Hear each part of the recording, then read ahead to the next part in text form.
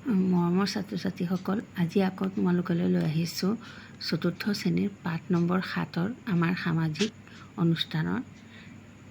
অনুষ্ঠানটো মই বুজাই দিম। পাঠটো এতিয়া কৈছে কি, শিপিঠীৰ ছবিখন পৰ্যবেক্ষণ কৰি লিখা। তাত ল'ৰা ছোৱালীয়ে কি কৰি আছে?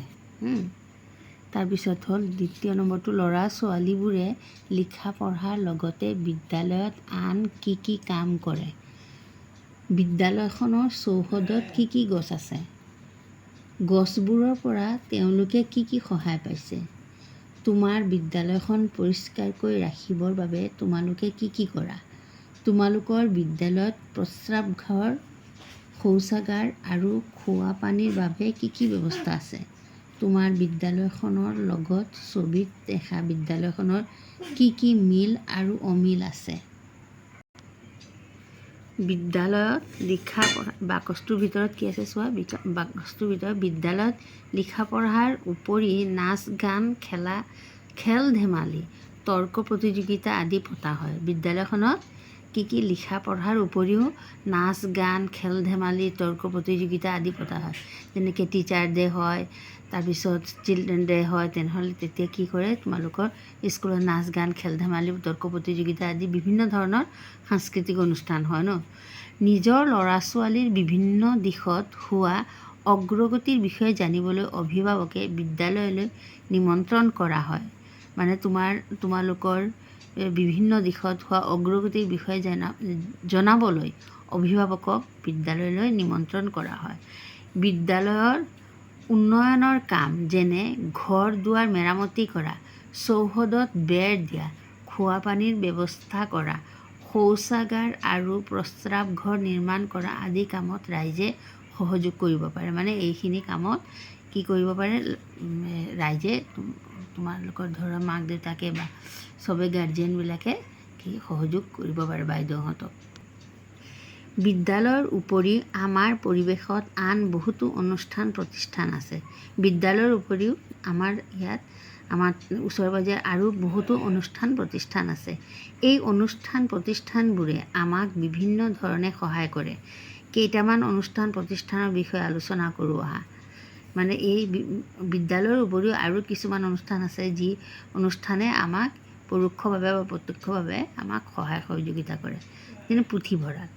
কাষৰ ছবিখনত কি দেখিছে? এই কাষৰ ছবিখনত কি দেখিছা চোৱাচোন। ইয়াৰ পৰা আমাৰ কি উপকাৰ হয়? এই কাষৰ ছবি যেনে পুথিভঁৰালৰ পৰা আমাৰ কি কি উপকাৰ হয়? সেই পুথিভঁৰালৰ পৰা তোমালোকে কিতাপ আনি তোমালোকে পঢ়িব পাৰিবা। বিভিন্ন ধৰণৰ কিতাপ আনি ঘৰত আনি পঢ়িব পাৰিবা। আকৌ সময়মতে আকৌ পিছদিনাখন জমা দিব পাৰিবা। তোমালোকৰ বিদ্যালয়ত পুথিভঁৰাল আছেনে তোমালোকৰ স্কুলত পুথিভঁৰাল? যদি পুথিভঁৰাল থাকে তেনেহ'লে বিভিন্ন ধৰণৰ কিতাপ আনি তোমালোকে ঘৰত পঢ়িব পাৰিবা। পঢ়িলে তেতিয়া জানিবা, বিভিন্ন কথা জানিব পাৰিবা। এতিয়া আমি এইখিনি পঢ়িলোঁ, তোমালোকে এই পাঠটো ওপৰৰ পিনে পঢ়িলোঁ, কি কি জানিলোঁ তাৰ পৰা আমি এই বাকচটো জানি লওঁ আহা। মানে তোমালোকে কি কি জানিলা এইখিনি ভালকৈ পঢ়িবা। এইখিনি ভালকৈ পঢ়িলে বহুত কথা জানিব পাৰিবা। যেনে জানি লওঁ আহা, তোমালোকে জানিবা, এইখিনি জানি থোৱা আৰু ভালকৈ। পুথিভঁৰালৰ পৰা কিতাপ আনি পঢ়াটো ভাল অভ্যাস। পুথিভঁৰালৰ পৰা কিতাপ আনি তোমালোকে পঢ়িবা যে, পঢ়িলে এইটো ভাল অভ্যাস, সু অভ্যাস। পুথিভঁৰালত থকা কিতাপ, আলোচনী আদি পঢ়ি বহুতো নজনা কথা জানিব পাৰি। পুথিভঁৰালত থকা বিভিন্ন ধৰণৰ কিতাপ পুথি আনি আলোচনী আনি পঢ়ি তোমালোকে নজনা কথাও জানিব পাৰিবা। পুথিভঁৰালৰ পৰা কিতাপ অনা আৰু ঘূৰাই দিয়াৰ নিৰ্দিষ্ট নিয়ম থাকে। পুথিভঁৰালত এনে তুমি যিকোনো মানুহে গৈ পুথিভঁৰালৰ পৰা কিতাপ আনিব নোৱাৰিব। কিছুমান নিৰ্দিষ্ট নিয়ম আছে। কিতাপ অনাৰো নিৰ্দিষ্ট নিয়ম আছে, ঘূৰাই দিয়াৰো নিৰ্দিষ্ট নিয়ম আছে। নিজৰ ঘৰতো বিদ্যালয়ৰ দৰে পুথিভঁৰাল গঢ়ি তুলিব পাৰি। নিজৰ ঘৰতো তুমি নিজৰ ঘৰতো এনেদৰে পুথিভঁৰাল গঢ়ি তুলিব পাৰিবা। বিভিন্ন ধৰণৰ কিতাপ কিনি আনি দেউতাক ক'বা কিতাপ কিনি আনি দিবলৈ, কিতাপ কিনি আনি তোমালোকে পুথিভঁৰাল সজাব পাৰিবা। আজিকালি কম্পিউটাৰৰ সহায়ত ডিজিটেল পুথিভঁৰালৰ জৰিয়তে ঘৰতে বহি কিতাপ পঢ়িব পাৰি। আজিকালি কি হৈছে, আগতে আমি এনেকুৱা পুথিভঁৰালৰ পৰা কিতাপ আনি পঢ়িছিলোঁ, কিন্তু আজিকালি কি হয়, কম্পিউটাৰ তোমালোকে মোবাইলত পালে বহুত ধৰণৰ পুথিভঁৰালৰ পৰা কিতাপ ঘৰতে বহি কিতাপটো পঢ়িব পাৰিবা। কিন্তু এই কম্পিউটাৰৰ সহায়ৰ যোগেতকৈ এইটো পুথিভঁৰালৰ পৰা কিতাপ আনি পঢ়িলে তোমালোকে আৰু ভাল পাবা, মানে হেৰি হ'বা। ইয়াতো মানে কিবা মোবাইলত দিয়ে, মোবাইলত চব সময়ত ভাল নহয়, কিতাপ চিতাপ বেছিকৈ পঢ়া ভাল নহয়, চকুও ধৰে বা হেৰিও লাগে বা বেলেগ কিবা তোমালোকে এইটো চাবলৈ গৈ আৰু বেলেগ কিবা চাই যাবা। তেনেহ'লে কি কৰিবা, এতিয়া ইয়াতকৈ পুথিভঁৰাল স্কুলত যদি থাকে পুথিভঁৰাল, তাৰ পৰা বাইদেউক ক'বা কিতাপ দিবলৈ, কিতাপ আনি পঢ়িবা, তাৰপিছত দিনাখন ঘূৰাই দি দিবা। এনেকুৱা ধৰণৰ আৰু এটা অনুষ্ঠান হ'ল চিকিৎসালয়। চিকিৎসালয় আমাৰ কি উপকাৰ কৰে। চিকিৎসালয় এনেধৰণৰ অনুষ্ঠানলৈ তুমি কেতিয়াবা গৈছানে? চিকিৎসালয় তোমালোকে গৈছানে কেতিয়াবা? যদি গৈছা, কিয় গৈছা তাতে? চিকিৎসালয়ত কিয় গৈছা? মানে এই হস্পিটেলত কিয় গৈছা? এনেকুৱা অনুষ্ঠানলৈ মানুহ কিয় যায়? এনেকুৱা অনুষ্ঠানত মানুহ কিয় যায়? এতিয়া কোনোবা বেমাৰ হ'লেহে তেতিয়া যায় এনেকুৱা অনুষ্ঠানত। ৰোগীসকলক চিকিৎসা কৰিবলৈ ইয়াত কোন থাকে? ৰোগীসকলক চিকিৎসা কৰিবলৈ কোন থাকে? নাৰ্ছ থাকে, ডক্তৰ থাকে। তোমাৰ ঘৰৰ ওচৰত এনেধৰণৰ অনুষ্ঠান আছে যদি সেই বিষয়ে বৰ্ণনা কৰা। তোমালোকৰ এনেধৰণৰ অনুষ্ঠান যদি থাকে তেনেহ'লে তুমি ভালকৈ চাবা কি আছে। যখন যাবা এনেকুৱা অনুষ্ঠানত যাই চাবা কি আছে না আছে এইবিলাক। এতিয়া জানি লওঁ হা, এতিয়া ইয়াৰ পৰা তোমালোকে কি জানিলা। ৰোগীৰ চিকিৎসাৰ বাবে ঠায়ে ঠায়ে চৰকাৰে চিকিৎসালয় পাতি দিয়ে। মানে ৰোগীসকলৰ চিকিৎসাৰ বাবে ঠায়ে চৰকাৰে চিকিৎসালয় পাতি দিয়ে। গৰু, ম'হ, কুকুৰ, হাঁহ, কুকুৰা আদিৰ চিকিৎসাৰ বাবে পশু চিকিৎসালয় আছে। যেনেকৈ মানুহ যদি বেমাৰ আজাৰ হয় তেনেহ'লেও চিকিৎসালয় আছে। গৰু, ম'হ, কুকুৰ, হাঁহ, পাৰ সিহঁতৰ যদি বেমাৰ হয় তেনেহ'লে ক'ত যাব? সিহঁতৰ কাৰণে বেলেগ পশু চিকিৎসালয় আছে। নগৰবোৰত বেচৰকাৰী চিকিৎসালয়ো থাকে। নগৰবোৰত মানে টাউনত বেচৰকাৰী মানে প্ৰাইভেট চিকিৎসালয়ো থাকে। এতিয়া আৰু এটা অনুষ্ঠান আহিল আৰক্ষী চকী মানে থানা। তোমালোকৰ ওচৰত থানা আছেনে? এনেকুৱা থানা য'ত পুলিচ থাকে। এইখন কিহৰ ছবি কোৱা? এইখন এটা থানাৰ ছবি। এয়া পুলিচ থিয় হৈ আছে, পুলিচৰ জীপ আছে, ইয়াত আৰক্ষী চকী বুলি লিখা আছে। এনেকুৱা আৰক্ষী চকী বুলি লিখা থাকিলে তোমালোকে বুজি পাবা যে এইখন মানে থানা, মানে আৰক্ষী চকী, য'ত আৰক্ষীসকলৰ অফিচ। ছবিত দেখাৰ দৰে পোছাক পিন্ধা লোকক আমি কি বুলি কওঁ? এই ছবিত দেখা দৰে পোছাক পিন্ধা মানুহজনক আমি কি কওঁ? আৰক্ষী বুলি কওঁ। তেওঁলোকক কি কাম কৰা দেখিছা? তোমাৰ ওচৰত এনেকুৱা অনুষ্ঠান আছেনে?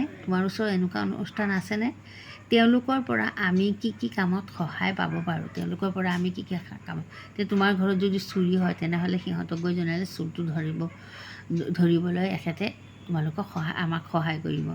তোমালোকৰ ঘৰৰ ওচৰত থকা আৰক্ষী চকীটোৰ নাম কি? তোমালোকৰ ঘৰত যদি ওচৰত আৰক্ষী চকী আছে তেনেহ'লে সেই আৰক্ষী চকীটোৰ নাম কি ক'বা? সেই আৰক্ষী চকীটোৰ নামটো তুমি মাক বা দেউতাক সুধি ল'বা যে দেউতা এই আমাৰ ওচৰত থকা আৰক্ষী চকীটোৰ নাম কি? আৰক্ষীৰ লোকে এতিয়া কি কৰে? দেশৰ শান্তি শৃংখলা ৰক্ষা কৰে। দেশত যদি অশান্তি হয় তেনেহ'লে সিহঁতে শান্তি শৃংখলা ৰক্ষা কৰে। সমাজৰ অপকাৰ হ'ব পৰা কাম কাজ কৰাত বাধা দিয়ে। সমাজৰ অপকাৰ, চুৰি ডকাইতি এইবিলাক হ'লে এইবিলাকৰ পৰা সিহঁতে কি কৰে? বাধা দিয়ে, মানুহক শাসন। আলিবাটৰ যান বাহন নিয়ন্ত্ৰণ কৰা আদি কামত সহায় কৰে। আলিবাটৰ যান বাহন চাবাচোন, ট্ৰাফিক চাৰিআলিত কিছুমান আৰক্ষী থিয় হৈ থাকে। যান বাহনক এবাৰ ক'ব সোঁফালৰ যান বাহন আহিবলৈ, এবাৰ ক'ব বাওঁফালৰ যান বাহন আহিবলৈ। সিহঁতৰ এটা হেৰি থাকে, এই কিবা চিটি থাকে, সেইটো চিটি দি বাঁহীটো বজাই দিয়াৰ লগে লগে গাড়ীবিলাক থামি যাব। আকৌ বাঁহীটো বজোৱাৰ লগে লগে আকৌ গাড়ীবিলাক কি কৰিব? আকৌ যাবলৈ। এতিয়া আৰু এটা সামাজিক অনুষ্ঠান আহিল ডাকঘৰ। ডাকঘৰ, ছবিত দেখা এই অনুষ্ঠানটোৰ নাম কি? এই অনুষ্ঠানটোৰ নাম কি? ডাকঘৰ। ইয়াত কি কি কাম কৰা হয়? ইয়াত কি কি কাম কৰা হয়? তুমি কেতিয়াবা ডাকঘৰলৈ গৈছানে ডাকঘৰলৈ? তোমাৰ ওচৰত থকা ডাকঘৰটোলৈ যোৱা আৰু তাত কি কি কাম কৰা হয় চোৱা। কেতিয়াবা তোমাৰ মাৰ লগত ডাকঘৰলৈ যাবা, গৈ চাবাচোন কি কৰে তাতে। মায়ে টকা পইচা জমা দিয়ে, আকৌ টকা লাগিলে আকৌ টকা উঠায়ো লৈ আহে। জানি লওঁ আহা। ডাকঘৰৰ যোগেদি চিঠি পত্ৰ অনা নিয়া কৰা হয়। ডাকঘৰৰ যোগেদি টকা পইচাৰ আদান প্ৰদানো কৰা হয়। যেনে তুমি টকা ৰাখিব পাৰিবা, আকৌ আনিবও পাৰিবা তাৰ পৰা ওলাই। ডাকঘৰৰ চিঠি পত্ৰ টকা পইচা আদি বিলোৱা মানুহজনক ডাকুৱাল বা পিয়ন বোলে। মানে ডাকঘৰৰ চিঠি পত্ৰ টকা পইচা আদি বিলোৱা মানুহজনক, তোমাৰ যদি টকা পইচা লাগে তাৰ পৰা আনি পিয়নজনে তোমাৰ ঘৰত আনি দি দিব। ডাকঘৰৰ সকলোবোৰ কাম চোৱা চিতা কৰা মানুহজনক পোষ্টমাষ্টাৰ বোলে। ডাকঘৰৰ সকলোবোৰ কাম চোৱা চিতা কৰা মানুহজনক কি বোলে? পোষ্টমাষ্টাৰ বোলে। এতিয়া চাইছানে এই ছবি কেইখনৰ চোৱা, 1 2 3 4টা ছবি। এই ছবিকেইখন চাই উপাসনা গৃহৰ নাম কোৱা। কোনটো অনুষ্ঠানত কি ধৰ্মৰ মানুহে উপাসনা কৰে? মানে ইয়াত কোনে গৈ উপাসনা কৰে, ইয়াত কোনে গৈ উপাসনা কৰে, ইয়াত কোনে গৈ উপাসনা কৰে। জানি লওঁ আহা। ৰাজহুৱাভাৱে সকলোবোৰ আমাৰ ধৰ্মীয় কাম কাজবোৰ এই অনুষ্ঠানবোৰত পালন কৰা হয়। ৰাজহুৱাভাৱে সকলোবোৰ আমাৰ ধৰ্মীয় কাম কাজবোৰ এই ধৰ্মীয় কাম কাজবোৰ মানে সকলোৱে মিলি একেলগতে এইবিলাকত ধৰ্মীয় অনুষ্ঠানবিলাক পালন কৰা হয়। আমাৰ ঠাইত থকা সকলো অনুষ্ঠান প্ৰতিষ্ঠান আমাৰ নিজৰ সম্পত্তি। আমাৰ ওচৰে পাঁজৰে যিবিলাক অনুষ্ঠান প্ৰতিষ্ঠান আছে চব আমাৰ নিজৰে সম্পত্তি। এইবোৰ নষ্ট হ'লে আমাৰ সকলোৰে বহুত অসুবিধা হ'ব। এইবোৰ ভালে ৰখাৰ দায়িত্ব আমাৰে। মানে আমাৰ যিবিলাক অনুষ্ঠান প্ৰতিষ্ঠান সেইবিলাকৰ আমাৰ নিজৰে সম্পত্তি। আমাৰ যেনেকৈ ঘৰখন আমাৰ নিজৰ সম্পত্তি, ঘৰৰ বস্তু বাহানি আমাৰ নিজৰ সম্পত্তি, সেই এনেকুৱাই অনুষ্ঠান প্ৰতিষ্ঠানবিলাকো আমাৰ নিজৰ সম্পত্তি। তাকে ভালে ৰাখিবলৈ আমি নিজে কি হ'ব লাগিব? নিজেই সজাগ হ'ব লাগিব, নিজেই যত্ন ল'ব লাগিব। নিজে মানে অনুষ্ঠানবিলাকক যাতে নষ্ট হৈ নাযায় আমি নিজে দায়িত্ব পালন কৰিব লাগিব। চিন্তা কৰি কোৱা। শিক্ষানুষ্ঠান, আৰক্ষী চকী, চিকিৎসালয় আদি নাথাকিলে আমাৰ কি কি অসুবিধা হ'ব পাৰে? শিক্ষানুষ্ঠান নাথাকিলে কি হ'ব? আমি পঢ়িব নোৱাৰিম। আমি কি হ'ম? পঢ়িব নোৱাৰিম। আৰক্ষী চকী নাথাকিলে কি হ'ব? আৰক্ষী চকী নাথাকিলে আমাৰ ঘৰত যদি চুৰ ডকাইতি চব বস্তু চোৰে লৈ যাব, কোনেও একো কৰিব নোৱাৰিব। চিকিৎসালয় নাথাকিলে আমাৰ বেমাৰ হ'লে আমি ক'ত যাম চিকিৎসা কৰিবলৈ? পুথিভঁৰালৰ কিতাপ পত্ৰ নষ্ট হ'লে আমাৰ কি কি অসুবিধা হ'ব? পুথিভঁৰালৰ কিতাপ পত্ৰ নষ্ট হ'লে আমি কেতিয়াও সেই মূল্যৱান কিতাপবিলাক আমি কেতিয়াও আৰু তাৰ জ্ঞান আমি আহৰণ কৰিব নোৱাৰিম। এই অনুষ্ঠানবোৰ ভালে ৰাখিবলৈ আমি কি কি কৰা উচিত? এই অনুষ্ঠানবোৰ ভালে ৰাখিবলৈ আমি কি কি কৰিব লাগিব? শিক্ষক শিক্ষয়িত্ৰীসকলৰ সৈতে নিজৰ ঠাইখন চাবলৈ যোৱা। ঠাইখনৰ তলৰ তালিকাখনৰ কি কি দেখিলা তাত শুদ্ধ চিন দিয়া। কি কি অনুষ্ঠান প্ৰতিষ্ঠান কি কি দেখিলে? ডাকঘৰ, চিকিৎসালয়, আৰক্ষী চকী, পুথিভঁৰাল, নামঘৰ, মন্দিৰ, মছজিদ, গীৰ্জা, গুৰুদ্বাৰ। আকৌ শিক্ষানুষ্ঠান কি হ'ল? প্ৰাথমিক বিদ্যালয়, মজলীয়া বিদ্যালয়, উচ্চ মাধ্যমিক বিদ্যালয়, মহাবিদ্যালয়। এইবিলাক দেখিবলৈ পাইছানে? পালে তোমালোক শুদ্ধ চিন দিবা। চাবা মাজে মাজে কেতিয়াবা তোমালোকৰ স্কুল বন্ধ হ'লে যাবা, এনেকুৱা গৈ চাবা, কেনেকুৱা ভাল লাগিব আৰু তুমি বহুতো কথা জানিব পাৰিবা। এতিয়া তোমাৰ বিদ্যালয়ৰ চৌহদটো এবাৰ ভালদৰে নিৰীক্ষণ কৰা। পৰিৱেশ দূষিত হ'ব পৰা কিবা কাৰক আছে নেকি বিচাৰি চোৱা। যদি আছে তলৰ তালিকা অনুসৰি নিজৰ বহীত লিখা। মানে তোমালোকৰ বিদ্যালয়ৰ ওচৰে পাঁজৰে কিবা নলা নৰ্দমা আছেনে, বা পানী জমা হৈ আছে নেকি, এনেকুৱা আছে নেকি যে পৰিৱেশটো দূষিত হ'ব পাৰে? পৰিৱেশ দূষিত হ'লেতো আমাৰে বেমাৰ আজাৰ হ'ব। দূৰীকৰণৰ উপায় কেনেকৈ দূৰ কৰিবা? এনেকুৱা যদি থাকে তেনেহ'লে তুমি কেনেকৈ দূৰ কৰিবা?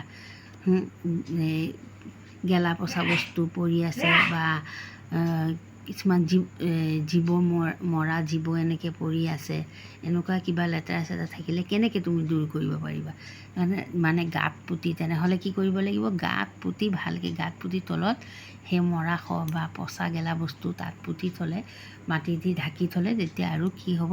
পৰিৱেশো দূষিত নহ'ব।